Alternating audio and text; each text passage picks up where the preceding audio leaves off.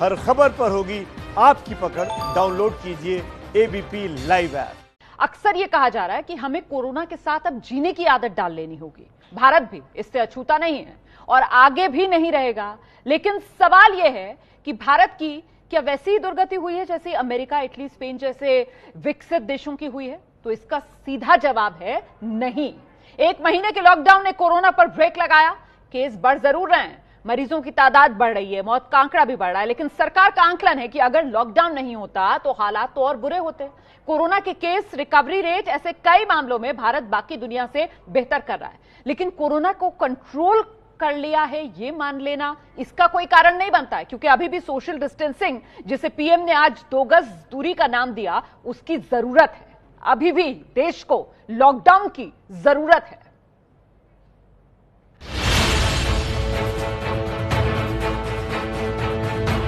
देखिए, corona virus बड़ा विचित्र वायरस है, लेकिन उसकी एक विशेषता भी है। वो अपने आप किसी के घर नहीं जाता है। नहीं सर, अपने आप कहीं नहीं जाता है। अगर आप उसको बुलाने जाएंगे, अगर आप उसको लेने जाएंगे, तो फिर वो आपके साथ घर में घुस जाएगा। 1 महीने के लॉकडाउन ने देश को दिया इत्मीनान। 1 महीने में कोरोना को रोकने में कामयाब हिंदुस्तान। लगभग हम उसी जगह पर हैं जहां हम 1 माह पूर्व थे, यानी स्थिति बहुत बिगड़ी नहीं है। कोरोना के चलते अमेरिका, इटली, चीन घुटनों पर। महामारी का डटकर सामना कर रहा है हिंदुस्तान। अगर वैश्विक तुलना हम करें तो we seem to be doing well so far with a strategy. तो क्या भारत में कंट्रोल में आ गया कोरोना? क्या 20% रिकवरी रेट से मान लें बेहतर हो गए हालात? जिन देशों ने लंबा किया लॉकडाउन, वहां बेहतर हुई रिकवरी।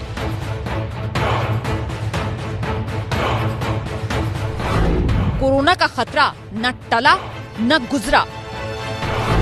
मोदी की नजर में कोरोना को रोकने के लिए सामाजिक दूरी अब भी जरूरी। 2 गज की दूरी, ये मंत्र गूंजते रहना चाहिए। एबीपी न्यूज भी कहता है 2 गज की दूरी, लॉकडाउन जरूरी। खास मेहमान मेरे साथ इस समय बीजेपी के प्रवक्ता सुधांशु त्रिवेदी जी जुड़ रहे हैं। साथ ही हमारे साथ कांग्रेस की प्रवक्ता सुप्रिया श्रीनेत जी हैं और साथ ही doctor Suranjit Chatterjee, senior consultant, Apollo अस्पताल दिल्ली से हमारे साथ जुड़ रहे हैं। बहुत बहुत स्वागत आप सभी का। मुझे लगता है 30 दिन हो गए हैं, 1 महीना हो गया है, असेसमेंट बनता है। और ऐसे में पहले सुप्रिया जी, आपका टेक, इन 30 दिन के अंदर कितना कोरोना कंट्रोल करने में कामयाब हुए हैं हम? देखिए, ऐसा है रोना जी कि मैं सबसे पहले तो एक डिस्क्लेमर के साथ हर शो शुरू करती हूँ कि इतनी बड़ी महामारी जिसने विश्व में तहलका मचा दिया है, जिसमें हमारे लोगों की जानें दांव पे लगी हुई है, इसको तू-तू में की और चिल्लम चिल्ली की और दलगत राजनीति से बिल्कुल नहीं देखना चाहिए। तो ये मेरा पहला डिस्क्लेमर है और मैं आशा करती हूँ कि ये शो उसी डायरेक्शन में जाएगा। सुधांशु जी पुराने जानकार हैं, मैं उनकी इज्जत करती हूँ और मैं आशा करती हूँ कि ये तू-तू मैं का शो नहीं होगा। मेरा ये मानना है कि लॉकडाउन जरूरी था। लॉकडाउन जब हुआ, शायद उससे थोड़ा पहले भी हो सकता था, लेकिन वो बीती बात है। लॉकडाउन जरूरी था। बिना लॉकडाउन हुए आप इन्फेक्शन की गति को नहीं रोक सकते थे, लेकिन अब आपके पास पर्याप्त डेटा है, आपके पास ग्रैन्युलर डेटा है, आपके पास लोकल डेटा है, और अब जरूरी है कि आप कोलैटरल डैमेजेस को भी उतना ही ध्यान दें। एक चीज है हेल्थ पैंडेमिक, जो कोरोना खुद है, जिसने जीवन पर प्रश्न लगाया हुआ है, और दूसरी चीज है जीवन यापन को ध्वस्त करता हुआ जो इकोनॉमिक कोलैटरल डैमेज हो रहा है। और उसके लिए जरूरी होगा कि हम अब मैं 1 मिनट आना चाहती हूँ, मैं 1 मिनट आना चाहती हूँ सुप्रिया जी, और मैं ये क्लियर करना चाहती हूँ क्योंकि समय हमारे पास बहुत थोड़ा ही होता है ना। इस डिबेट के अंदर मैं स्पेसिफिकली मैम बात करूंगी कोरोना महामारी की। मैं उसके आर्थिक आयाम, लॉकडाउन की वजह से, उस पर आज हम चर्चा नहीं कर रहे हैं। हम सिर्फ इस पर चर्चा कर रहे हैं कि कोरोना महामारी, उसे कंट्रोल करने के लिए और कोरोना के खिलाफ लड़ाई में, तैयारी में भारत को आप कहां देख रही हैं? देखिए रोमा जी, ऐसा तो कोई भी नहीं होगा जो खुश होगा कि हमारे इन्फेक्शंस कंट्रोल में आ जाएं। मेरा सिर्फ इतना मानना है, विशेषज्ञों का कहना है कि rate of testing is directly proportional to the growth of infection. हमें अब अपनी टेस्टिंग बढ़ाने की और जबरदस्त बढ़ाने की जरूरत है। हम 25,000 लोगों को रोज टेस्ट कर रहे हैं, अब हमें 100,000 की तरफ वो ले जानी पड़ेगी संख्या, और तभी हम एक जीत घोषित कर सकते हैं। प्रीमैच्योर विक्ट्री घोषित करना अभी डेंजरस होगा। आपने कहा रेट ऑफ टेस्टिंग जो है वो डायरेक्टली प्रोपोर्शनल है जितने केसेस सामने आ रहे हैं, तो ऐसे में तो सुधांशु त्रिवेदी जी फिर पीठ ठोकना सरकार का बनता है, क्योंकि इसे लेकर तो कल ही सरकार की तरफ से साफ किया गया था कि साहब 23 मार्च को जब देश में 14,950 टेस्ट हो रहे थे तब भी जो पॉजिटिव केसेस है वो 4% ही थे, और 22 अप्रैल जब 5 लाख से ज्यादा केसेस हो गए तब भी भारत में पॉजिटिव केसेस उसमें 4% ही निकल कर आए। इसीलिए कहा जा रहा है कि लीनियर ग्रोथ बनाए रखने में कामयाबी सरकार ने हासिल कर ली अपनी कोशिशों में। सुधांशु जी आइए। देखिए, टेस्टिंग को बढ़ाना निश्चित रूप से बहुत आवश्यक चीज है, परंतु यह भी हमें ध्यान रखना चाहिए कि जब यह महामारी की शुरुआत हुई तो हमारे पास सिर्फ एक ही टेस्टिंग लैब थी पुणे में जहां इसका टेस्ट हो सकता था। आज 350 लैब हो गई। इतने कम समय में इतनी तेजी से पूरे भारत में उसकी व्यवस्था सुनिश्चित करना, टेस्टिंग के साथ साथ यह भी एक महत्वपूर्ण स्टैटिस्टिक्स है, आंकड़ा है कि टेस्टिंग में से कितने लोग आहत हो रहे हैं। जैसे आपने बताया हमारे यहाँ 24 लोग यदि टेस्ट किए जा रहे हैं तो उससे 1 पॉजिटिव निकल रहा है, ये आंकड़ा है। आपको पता होना चाहिए ये आंकड़ा जापान में 11.7 पर 1 है। हाँ जी। ये आंकड़ा अमेरिका में 6.7 पर 1 है। यह आंकड़ा ब्रिटेन में 3.7 पर 1 है। इसका अर्थ ये हो रहा है कि वहां तो टेस्टिंग करने वालों में 1/3 तक सीधे पॉजिटिव पाए जा रहे हैं। हमारे यहाँ जो टेस्टिंग हुई है उनमें यदि केवल 4% लोग पॉजिटिव पाए जा रहे हैं तो यह केवल तभी संभव हुआ है जब समय रहते लॉकडाउन का प्रयोग किया गया, और इसके अतिरिक्त कोई चारा नहीं है। यद्यपि यह कोई चोर नहीं है, परंतु फिर भी आज फ्रांस 15 मई तक लॉकडाउन में है, इटली 3 मई तक लॉकडाउन में है, ब्रिटेन 3 सप्ताह के लॉकडाउन में है और संभावना है कि वह 3 सप्ताह के लिए और बढ़ाएगा। तो समय रहते सरकार ने सजगता से यह निर्णय लिया। लगभग सभी राज्य सरकारों ने इसमें अपना पूरा सक्रिय सहयोग दिया। कुछ एक अपवाद स्वरूप घटनाएं मैं जरूर कहना चाहूंगा कि भारत एक मामले में थोड़ा अलग था कि चीन के बाद हम सबसे बड़े देश हैं। चीन हमसे बड़ी आर्थिक महाशक्ति है, उसके पास संसाधन हमसे ज्यादा, और वहां डिक्टेटरल रिजीम में पहले ही सारे मीडिया को बाहर कर दिया गया था और कुछ जानकारी नहीं है कि उन्होंने किस ढंग से नियंत्रित किया। अपुष्ट समाचार तो आते हैं, बड़े निष्ठुरता और निर्दयता के साथ भी नियंत्रित किया है।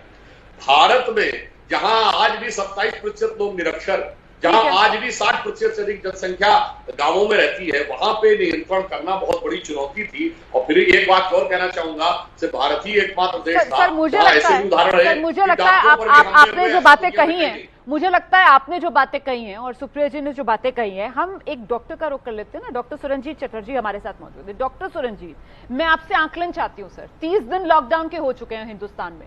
मैं ये समझना चाहती हूँ क्या ये पहला पड़ाव जो इस बीमारी कोरोना महामारी का था, उस पहले पड़ाव का हमने, भारत ने जिस तरीके से सामना किया है, क्या उस स्थिति में आज के दिन सरकार इस पहले पड़ाव को पार करने पर अपनी पीठ थपथपा सकती है या नहीं, कुछ खामियां रह गई? आप क्या कहेंगे इस पर?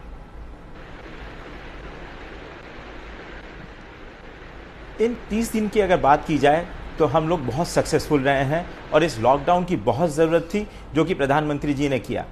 अगर हम सब दूसरे इतने विकसित देशों से अगर हम लोग कंपेयर करें तो देखेंगे कि हमारा ना तो नंबर्स बहुत बड़ा है, ना ही हम लोगों की मोर्टेलिटी के नंबर्स उतने हाई हैं। दूसरे देश इतने विकसित हैं, उनके पास इतने फैसिलिटीज़ होते हुए भी वो लोग इस बीमारी को नहीं ठीक से टैकल कर पाए। जहाँ तक हमारी बात है, आई थिंक ये जो 30 दिन जो हम लोगों ने अपने आप को प्रिपेयर किया, हम लोगों ने अपने आप में तैयारी करी, और जो हम लोग ग्राफ देख रहे हैं, नंबर्स ज़रूर बढ़ रहे हैं क्योंकि हम लोग थोड़ी टेस्टिंग भी ज़्यादा कर रहे हैं और नंबर्स बढ़ेंगे ही। बट जैसे कि कल भी बोला गया, आईसीएमआर ने भी कहा और हम लोग भी अगर खुद देखें या हम ग्राफ को देखें तो कहीं भी हम लोगों को एक्सपोनेंशियल राइज नहीं दिख रहा है। It's just a linear rise जो कि एनी वायरल इलनेस में एक्सपेक्टेड है ही है। जहाँ तक हम मेडिकल पर्सपेक्टिव की बात करें, आई थिंक ये लॉकडाउन अभी तक तो बहुत सक्सेसफुल रहा है, पर आगे के दिनों में भी काफ़ी चुनौती आने वाली है। मेरे ख्याल से अब हम लोगों को टेस्ट जरूर बढ़ाने, जैसे सब लोगों का सोच है कि ये टेस्ट बढ़ाने की बहुत जरूरत है, जिससे कि हम लोगों को कंटेनमेंट एरियाज, एपिडेमियोलॉजिकल स्टडीज, ये सब हम कर पाए। जरूर मैं स्पेसिफिकली टेस्टिंग पर आऊंगी, मैं टेस्टिंग पर स्पेसिफिकली बात करूंगी क्योंकि कांग्रेस की तरफ से लगातार टेस्टिंग को लेकर सवाल उठाए जा रहे हैं। इस बीच देखिए हम रिपोर्ट कार्ड भी दिखा रहे हैं पिछले 30 दिन में कहां से कहां पहुंचे हम। लैब्स का यहां पर सुधांशु जी ने जिक्र किया, क्योंकि मैं 1 महीने की बात कर रही हूं इसलिए मैं बता दूं 23 मार्च को हिंदुस्तान में 100 लैब्स थी जहां पर टेस्टिंग चल रही है और 1 महीने के बाद 325 लैब्स जहां पर इस समय टेस्ट किए जा रहे हैं। अच्छा, कोविड डेडिकेटेड अस्पताल जो 23 मार्च को 163 थे उनकी संख्या बढ़ चुकी है। आइसोलेशन बेड जो है वो 1,94,000 पर पहुंच चुके हैं। वेंटिलेटर्स 12,391 और देश में आ चुके हैं। ये पिछले 30 दिन का रिपोर्ट कार्ड है, आप देख सकते हैं अपने टेलीविजन स्क्रीन पर। आपकी आसानी के लिए हमने ये ग्राफिक्स यहाँ पर तैयार किए हुए हैं। अब मैं सुप्रिया जी के पास आती हूँ। ऐसे में सुप्रिया जी, जो कांग्रेस की तरफ से कहा जाता है कि साहब लॉकडाउन जो है, lockdown is just a pause button, मतलब लॉकडाउन क्योर नहीं, वेपन जो है, वेपन सिर्फ और सिर्फ टेस्टिंग है। तो क्या अब आपको ऐसा लगता है कि आपको बदलनी चाहिए अपनी रणनीति? वेपन लॉकडाउन भी है, क्योंकि लॉकडाउन भी पार्ट ऑफ प्रोसेस है काउंटर करने के लिए वायरस को।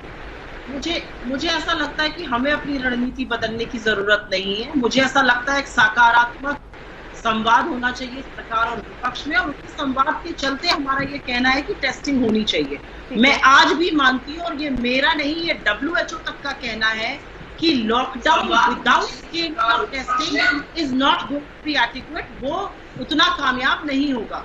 मेरा सिर्फ एक छोटी सी बात मैं बार बार कहना चाह रही हूँ। आप जो टेस्टिंग की बात कर रहे हैं, एक सवाल आपसे पूछना चाहती हूँ। आप टेस्टिंग की बात कर रही हैं, सुधांशु जी ने अभी टेस्टिंग को लेकर ये कहा कि जब ये महामारी, नहीं मैं टेस्टिंग पर ही, उसके बाद मैं आगे आ जाऊंगी लॉकडाउन पर। आप जो बात कर रही हैं, मैं पहले टेस्टिंग पर ये जानना चाह रही हूँ कि जो सुधांशु जी ने कहा कि साहब आप मत भूलिए कि जब ये महामारी आई हमारे पास देश में सिर्फ 1 लैब थी, ठीक है, अभी आंकड़ा जो है लैब्स का वो बढ़कर 325 पहुंच गया है। तो आपको लगता है कि ये कमी रही सरकार की तरफ से, ये और बढ़नी चाहिए थी, ये आपको ऐसा लगता है?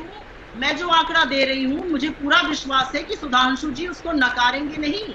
मैं ये नहीं कह रही हूँ कि लैब्स बड़े हैं, लेकिन लैब्स ने ये भी कहा है कि उनके लिए मुश्किल हो रहा है टेस्टिंग करना, और मैं उनके पास उतनी टेस्टिंग किट्स अवेलेबल नहीं। और सुधांशु जी ये भी नहीं नकारेंगे कि हमें टेस्टिंग 100,000 की तरफ ले जानी है। हम अभी 25 से 26,000 के बीच में डॉक्टर आपके पैनल पर है, वो भी इस बात से वाकिया रखेंगे। मैं सिर्फ इतना कह रही हूँ कि लॉकडाउन शाश्वत तो हो नहीं सकता है, किसी ना किसी टाइम तो आपको ग्रेजुअली खोलना पड़ेगा, और इसीलिए टेस्टिंग, ट्रेसिंग और क्वारंटीन बहुत आवश्यक हो जाएगी।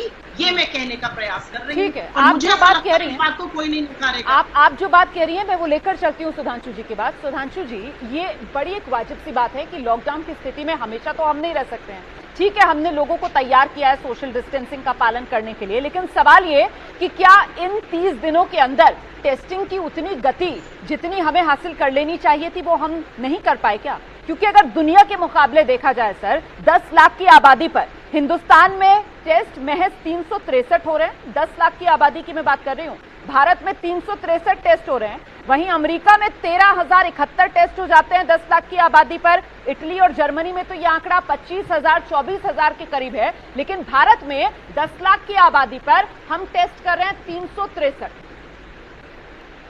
देखिए, मैं ये बात कहना चाहूंगा कि जब टेस्टिंग की, ये लॉकडाउन की जहां तक बात है, तो पहला यथार्थ है कि लगभग 2/3 दुनिया लॉकडाउन है। तो ये एक तरीके से विश्व में स्थापित सत्य है कि एक तात्कालिक उपाय, यानी जिसे कहते हैं इंस्टेंटेनियस ऑप्शन, केवल लॉकडाउन ही है।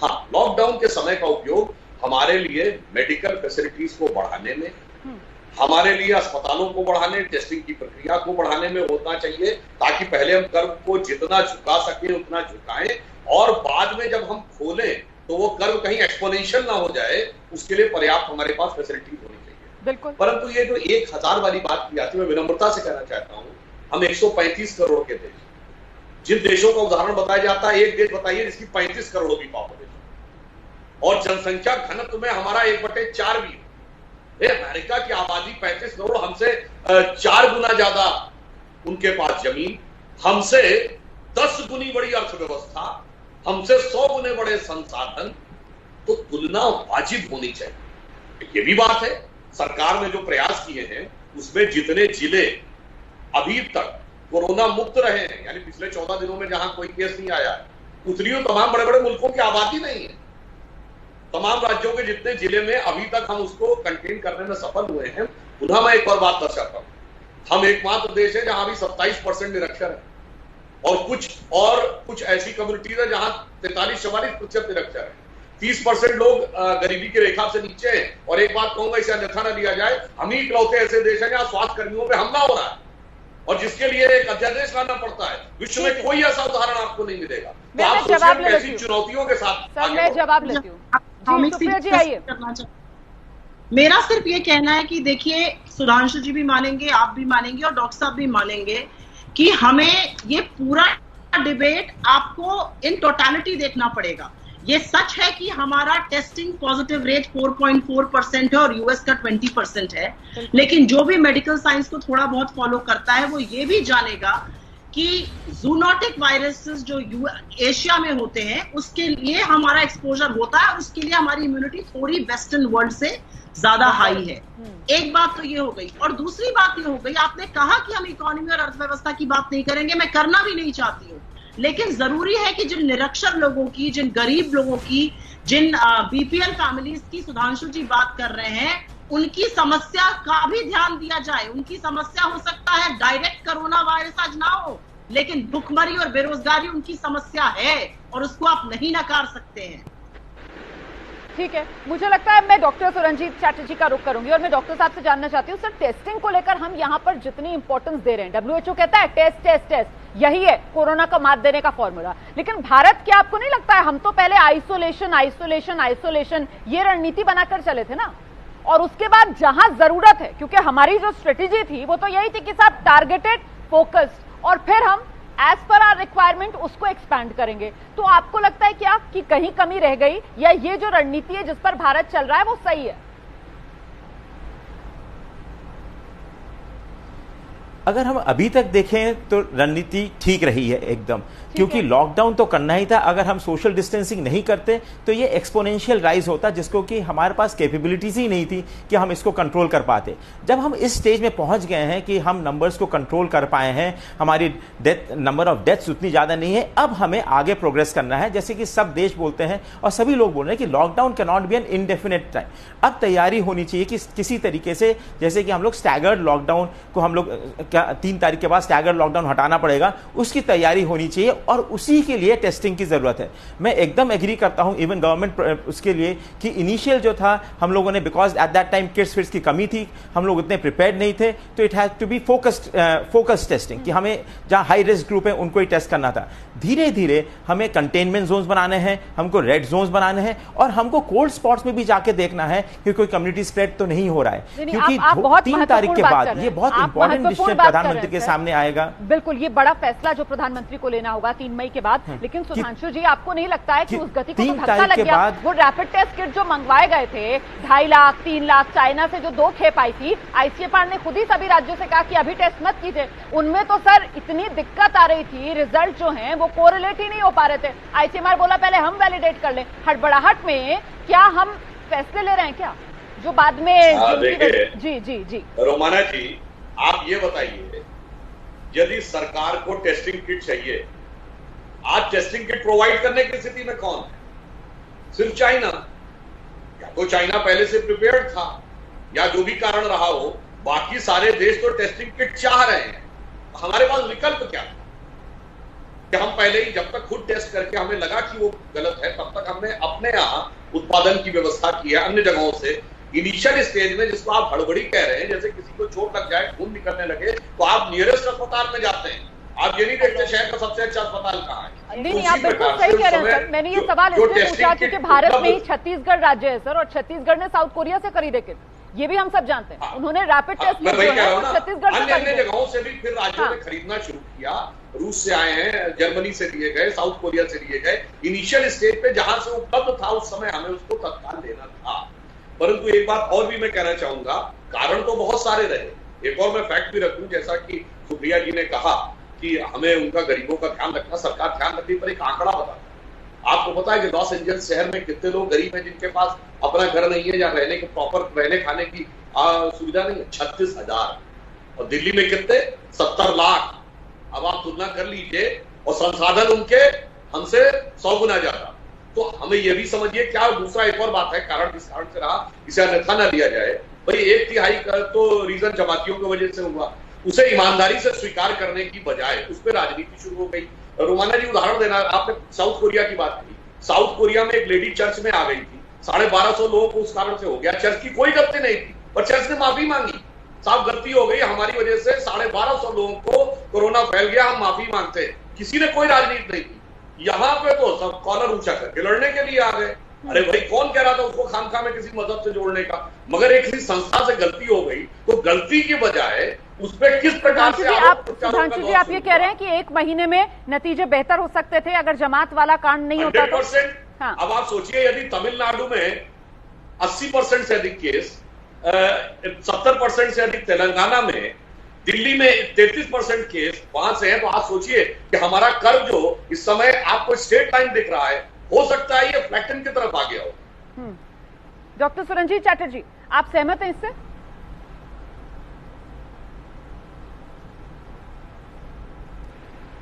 आवाज ब्रेक कर गया।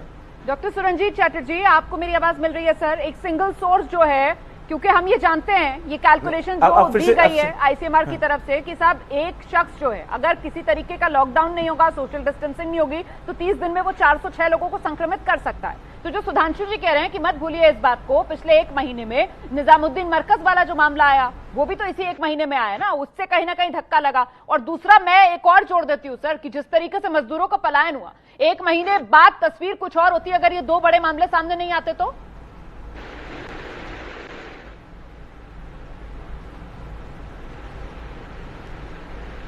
डॉक्टर चटर्जी मेरी आवाज मिल रही है? नहीं, उनसे भी शायद संपर्क नहीं हो पा रहा है। हम सुधांशु जी आपके पास ही आ पाऊंगी सर, क्योंकि अभी कांग्रेस की नेता भी हमारे साथ नहीं है और डॉक्टर साहब को भी मेरी आवाज नहीं मिल पा रही है। सर आपने जमात का जिक्र किया सर, हम शायद पलायन करने वाले मजदूरों को भूल गए। आपने जो पलायन करने वाले मजदूरों की बात कही तो सभी राज्य सरकारों ने भी सहयोग किया है और पहली दायित्व तो जी सुप्रिया जी को मेरे ख्याल से मेरी आवाज मिल रही है। सुप्रिया जी आवाज मिल रही है ना अब आपको? जी हाँ, मुझे आपकी जी सुप्रिया जी हम चर्चा यहाँ पर कर रहे थे तो सुधांशु जी ने कहा कि मत भूलिए 30 दिन के अंदर निजामुद्दीन मरकज वाला मामला सामने आया और उससे भी कहीं ना कहीं धक्का लगा भारत सरकार की कोशिशों को कोरोना से निपटने के लिए।